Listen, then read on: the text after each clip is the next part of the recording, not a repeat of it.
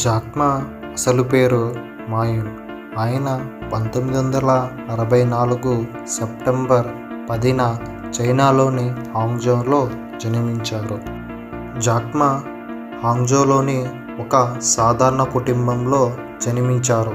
ఆయన తల్లిదండ్రులు సాంప్రదాయ సంగీతకారులు మరియు కథ చెప్పేవారు కూడా. జాక్మాకు చిన్నతనం నుండి ఇంగ్లీష్ నేర్చుకోవాలని ఆసక్తి పెరిగింది. ఆ సమయంలో హాంగ్జౌలో ఎవరు ఇంగ్లీష్ మాట్లాడేవారు కాదు. జాక్మా రోజు ఉదయాన్నే లేచి ఒక 40 నిమిషాలు సైకిల్ తొక్కుతూ హోటల్కు వెళ్ళి విదేశీ పర్యాటకులతో మాట్లాడేవారు. అలా ఇంగ్లీష్ నేర్చుకున్నాడు. అదేవిధంగా 9 సంవత్సరాల పాటు టూరిస్ట్ గైడ్గా పనిచేశారు కూడా. జాక్మా ఎస్ఎస్సి పూర్తి చేసుకున్న తర్వాత ఇంటర్మీడియట్ పూర్తయిన తరువాత జాక్మా చైనా యూనివర్సిటీలో ప్రవేశ పరీక్షల్లో 2 సార్లు ఫెయిల్ అయ్యాడు. కానీ 3వ ప్రయత్నంలో హాంగ్జౌలో నార్మల్ యూనివర్సిటీలో చేరి 1988లో ఆంగ్ల భాషలో డిగ్రీ పూర్తి చేశారు. తర్వాత జాక్మాకు స్థిరమైన ఉద్యోగాలు ఏవీ కనిపించలేదు.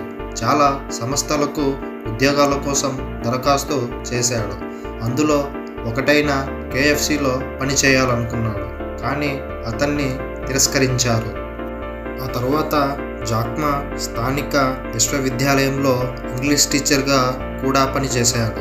అది 1995లో ఇంటర్నెట్ పరిచయాలు చేసుకున్నప్పుడు జాక్మా జీవితంలో గొప్ప మార్పు వచ్చిందని చెప్పవచ్చు. అయితే అప్పట్లో ఇంటర్నెట్ ఎవరు ఎక్కువ వాడేవారు కాదు. ఆ తరువాత అమెరికా ప్రయాణ సమయంలో బీర్ అనే పదాన్ని సెర్చ్ చేసినప్పుడు అన్ని దేశాల సమాచారాలు వచ్చాయి. కానీ ఒక చైనా మాత్రం ఏ ఫలితం కనిపించలేదు. దీని ద్వారా జాక్మాకు ఇంటర్నెట్లో ఉన్న అవకాశాలపై ఆసక్తి కలిగింది. అమెరికా నుండి చైనాకు తిరిగి వచ్చాక జాక్మా ఒక కొత్త చైనా పేజ్ అనే వెబ్ డైరెక్ట్ని ప్రారంభించాడు.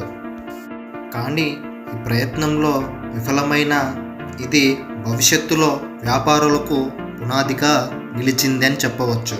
అయితే 1999లో జాక్మా తన హాంగ్జౌలోని అపార్ట్మెంట్లో 17 మంది స్నేహితులు మరియు సహచరులతో కలిసి అలీబాబా గ్రూప్ అనే ప్రారంభించారు. ఆ తరువాత చైనా వ్యాపారాలు ప్రపంచవ్యాప్తంగా కొనుగోలుదారులతో కలపడం లక్ష్యంగా ఈ వ్యాపారం ప్రారంభమైంది. జాక్మా నాయకత్వంలో అలీబాబా ప్రపంచంలోనే అతిపెద్ద ఈకామర్స్ సంస్థలో ఒకటిగా మారింది. అయితే 2003లో టౌబౌ అంటే మన ఇండియాలో అమెజాన్, ఫ్లిప్కార్ట్ లాగా చైనాలో కూడా టౌబౌ అని చెప్పవచ్చు. అయితే ఆ సమయంలో ఈబే పోటీగా రూపొందించింది. కస్టమర్ టు కస్టమర్ ప్లాట్ఫామ్ చైనాలో ఉచిత జాబితాలు అందించింది. స్థానిక మార్కెట్ను సరిగ్గా అర్థం చేసుకొని టౌబౌ ఆధిపత్యం చాటించింది. అది 2004 ఆలీపే అంటే అప్పట్లో అందరూ ఫేక్ అనేవారు ఈ ఆలీపేను. కానీ కొనుగోలుదారులు మరియు విక్రేతల మధ్య నమ్మకం పెంచడానికి రూపొందించిన ఆన్లైన్ చెల్లింపు ప్లాట్ఫామ్ ఇది.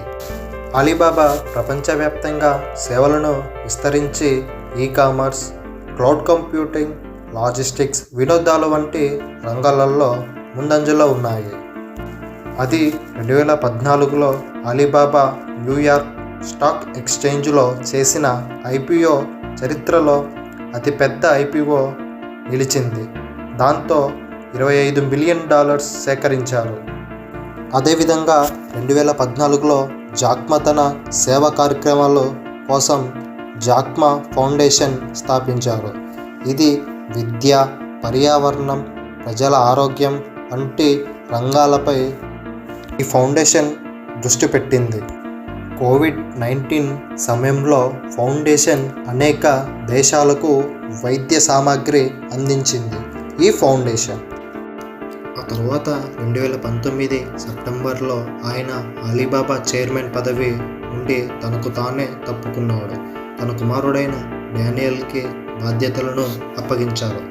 ఆ తరువాత జాక్మా విద్య, సేవ వంటి కార్యక్రమాలపై దృష్టి చేపట్టాడు. ఒక సాధారణ ఇంగ్లీష్ టీచర్గా పనిచేస్తూ ఒక ఫౌండర్ ఆఫ్ అలీబాబా గ్రూప్స్కు చైర్మన్గా ఎదిగాడు.